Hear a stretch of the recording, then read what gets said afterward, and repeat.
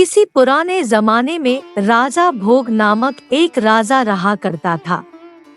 वह राजा बहुत ज्यादा प्रचलित था क्योंकि उसे बुद्धि के जैसे राज्य से लेकर दूसरे राज्य तथा देश परदेश तक फैला हुआ था।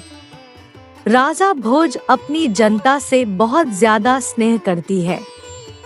आप ऐसा मान सकते हैं कि वह अपने परिवार से बहुत ज्यादा प्यार रखा करता था। तेज तर्रार और शक्तिशाली तथा बुद्धि से भी उतना ही शक्तिशाली होता था, क्योंकि राजा भोज एक बहुत ही अच्छे मानसिकता और नेक दिल इंसान का राजा था। उसी जमाने में प्रजा उसको देवता की तरह पूजा जाता था और राजा से प्यार किया जाता था। राजा अपनी प्रजा का हाल जानने के लिए कभी कभी माल से बाहर जाया करता था। वह हमेशा से ही अपनी माँ से बाहर अपनी प्रजा का हाल जानने के लिए रात में भेष बदलकर इधर उधर घूमा करता था। एक दिन की बात है, राजा जब अपनी भेष बदलकर राज्य में इधर उधर घूम रहे थे, तभी अचानक एक झोपड़ी से आवाज सुनाई देती है। उस झोपड़ी में एक छोटा सा चिराग जला होता है। राजा उसे जो पड़ेगी और नजदीक सुना जाता है बातें सुनने के लिए। उस घर में एक ब्राह्मण तथा एक ब्राह्मणी जिसकी उम्र बहुत ज्यादा हो गई थी। वह जान फिर नहीं सकती थी। इसी कारण से वह चाहता था कि राजा के पास जाएं और अपने लिए कुछ दान की व्यवस्था करे ताकि उनकी जिंदगी का गुजारा हो सके। अगली सुबह में, ठीक है, ऐसा ही कहता है, वह राजा के दरबार में जाता है और कहता है कि मैं एक बहुत गरीब ब्राह्मण हूँ, मेरा बेटा बेटी कोई नहीं इस दुनिया में। मैं सबसे अकेला हूँ, अपनी पत्नी के साथ एक छोटी सी झोपड़ी में रहता हूँ। कृपया करके मुझ पर दया कर मुझे कुछ खाने पीने की व्यवस्था करते हैं ताकि नई जिंदगी आसान हो सके। मैं बहुत ज्यादा बुढ़ा हो चुका हूँ, अब मैं कहाँ से काम करूँगा, कहाँ से अपने परिवार की खाने पीने की व्यवस्था करूँगा। राजा को उस पर दया जाता है और वह उसे अपनी जिंदगी जीने के लिए 100 सोने के सिक्के दे देता है। बूढ़ा ब्राह्मण खुशी खुशी अपने घर जाता है और वह 100 सोने के सिक्के एक लकड़ी के संदूक में रख देता है। लेकिन जो सुबह उनकी आँख होती है तो होगा देखता है कि उसकी संदूक में एक भी पैसे नहीं है। वह यह देखकर आश्चर्यचकित रह जाता है, क्योंकि सामने ही उसने 100 सोने के सिक्के अपनी संदूक में रखे थे, लेकिन सुबह होने तक उसके संदूक में एक भी पैसा नहीं था। अगली सुबह वही ब्राह्मण फिर राजा के दरबार में पेश होता है और जब वह सारी बात बताता है ने राजा को फिर उस पर तरस आ जाता है। राजा फिर आदेश देता है अपने मंत्रियों को कि इस बूढ़े ब्राह्मण को फिर से 100 सोने के सिक्के दिए जाए। राजा का हुक्म का पालन होता है और उनके मंत्री उस ब्राह्मण को फिर से 100 सोने के सिक्के दे देते हैं। अगली बार जब वह अपने घर जाता है, अपने पास पैसा रहता है और फिर सो जाता है। जैसे ही शुरू होती है, फिर से ब्राह्मण मान दिखता है कि उसके पास पैसे नहीं है। वह बहुत ज्यादा आश्चर्यचकित हो नहीं रहा हो जाता है, क्योंकि उनके पास एक और सोने के सिक्के थे। उनकी जिंदगी आसान से गुजर सकती थी, लेकिन पता नहीं रात भर में कहाँ चल जाता था कि ब्राह्मण का राजा के दरबार में फिर पेश होता है और राजा को सारी बात बताता है। राजा फिर से अपनी मंत्रियों कौन कहता है कि इस ब्राह्मण को फिर से को सोने के सिक्के दे दिए जाएं। ऐसा ही होता है, राजा का हुक्म का पालन किया जाता है और उनके मंत्री 100 सोने के सिक्के फिर से ब्राह्मण को दे दिया जाता है।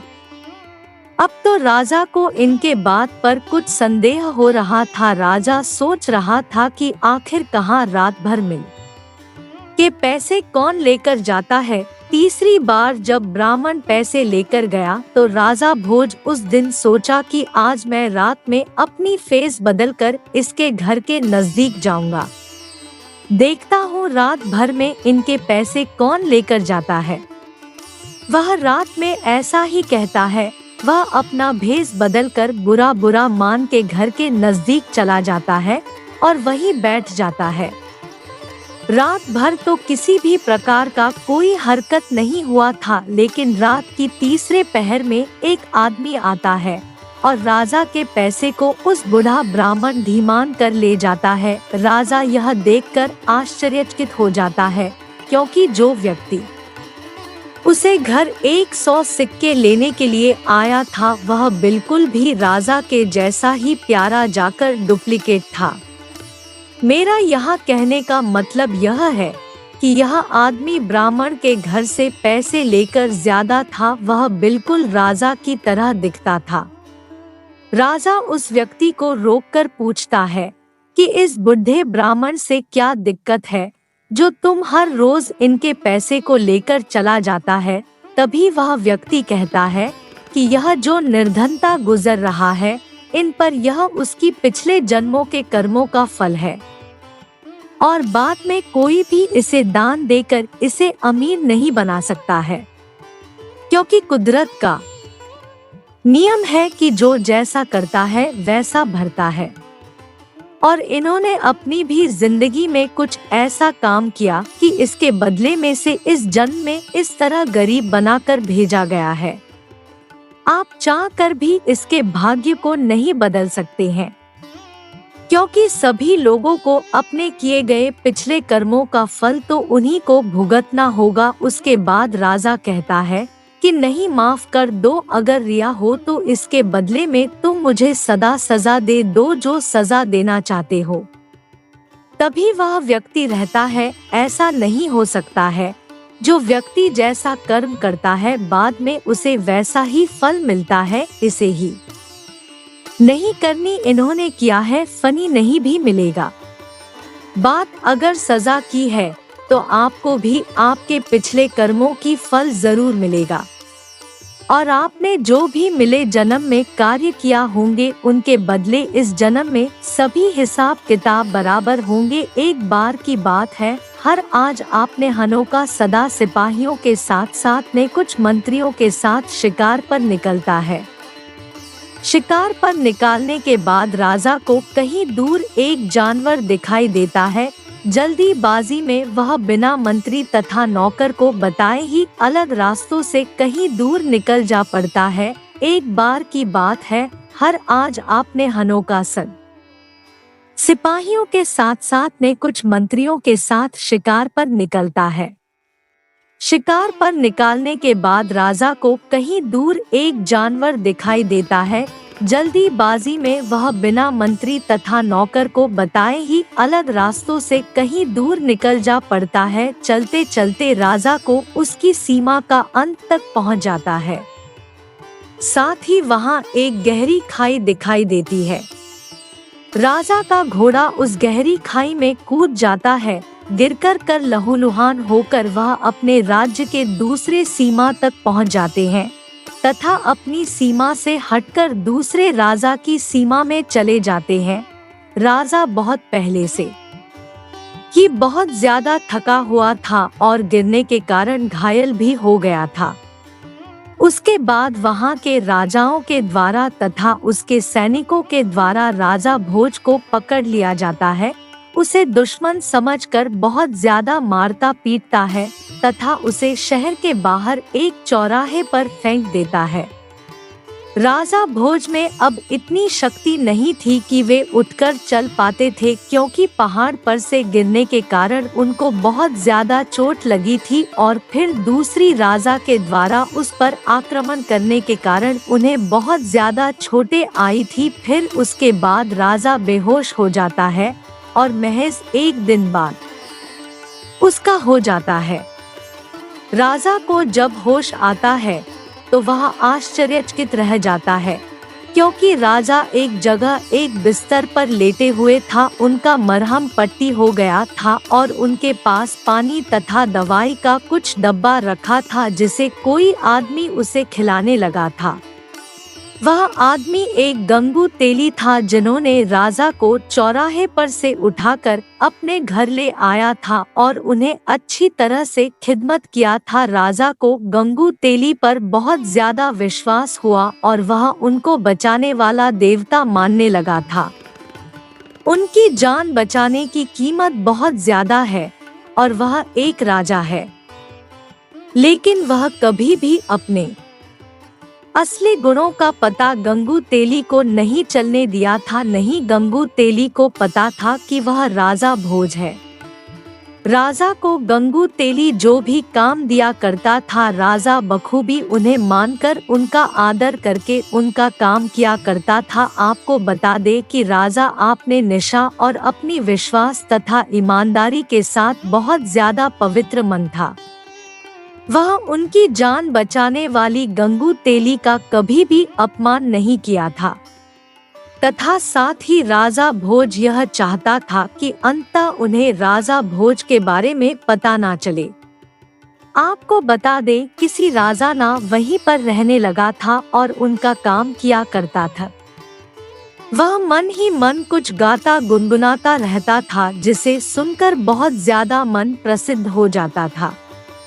राजा का गाना सुनकर आसपास के लोग भी राजा के गाना सुनने के लिए गंगू तेली के द्वार पर आ जाता। राजा का गुणगान सुनते से राजा का यह गुणगान का अच्छा खासा प्रसिद्धि के कारण गंगू तेली अपने बचाए गए आदमी पर मतलबी राजा भोज पर बहुत ज्यादा विश्वास करने लगा था, क्योंकि उसकी गायकी इतना खास था कि किसी का भी मन मुक्त हो जाता था। एक दिन वहां के राजा के द्वारा पूरे शहर में, पूरे राज्य में जायगा ना होता है कि राज दरबार में गायों को की जरूरत है। जिसे भी गायकी की पसंद है, जो भी गायक का काम करता है, वह सभी राज दरबार में पेश होकर अपना अपना कर्तव्य दिखाए। यह समाचार सुनते हैं गंगू तेली राजा भोज को उस गायकी की परीक्षा देने के लिए ले जाने का आश्वासन अपने आप को दे देते हैं। कुछ ही दिन बीत जाने के बाद जब वे कार्यक्रम चालू होने वाले थे, तभी गंगू तेली राजा भोज को लेकर वहां के राजा के दरबार में पेश होता है। वहां सभी प्रकार के गायक के गायकी की परीक्षा ले जाती है, लेकिन किसी भी गायक को राजकुमारी के द्वारा पसंद नहीं किया गया था। फिर राजा की तरफ से आया आवाज आता है कि है किसी में हिम्मत तो मेरी बिटिया कुमारी को अपनी गायकी से खुश करके दिखाऊं, मैं उसकी शादी राजकुमारी से करवा दूंगा। बारी बारी सभी लोग जाते हैं और गायकी में फेल होकर आते हैं। अंत में बारी राजा भोज की आती है। वह जब जाते हैं, गाते हैं, तो सभी लोगों का मन बहुत हो जाता है और सभी लोग उनकी गायकी में डूब जाते हैं। तभी राजकुमारी द्वारा राजा गोश्त को गायकी के लिए पसंद कर लिया जाता है। लेकिन फिर राजा का सवाल होता है कि क्या तुम एक राजा हो? अगर तुम्हें एक राजकुमार होगी तभी तो मेरी राजकुमारी से शादी कर पाओगे। राजा भोज जब खुले बदन गाना गा रहा था तो लोगों ने देखा कि उनकी लंबी चौड़ी पीठ सदा हाथ में एकदम तलवार के छाले पड़े हुए हैं। सभी लोगों ने सोचा कि यह एक राजा हो सकता है या राजा राजकुमार के भेष में कोई राजा ही है जिसके गायक कितनी ज्यादा बहुत मधुर है। उसके बाद राजा ने राजा भोज को एक जगह पर बैठाया और अपनी सभी विद्वानों को कहा कि इसका अंदाजा लगाओ, सही सही किया, यह एक राजकुमार है। सभी लोगों ने एक एक करके देखा और सभी ने बताया कि जी हाँ, इसकी पहचान तो एक नाचू मार के रूप में होती है।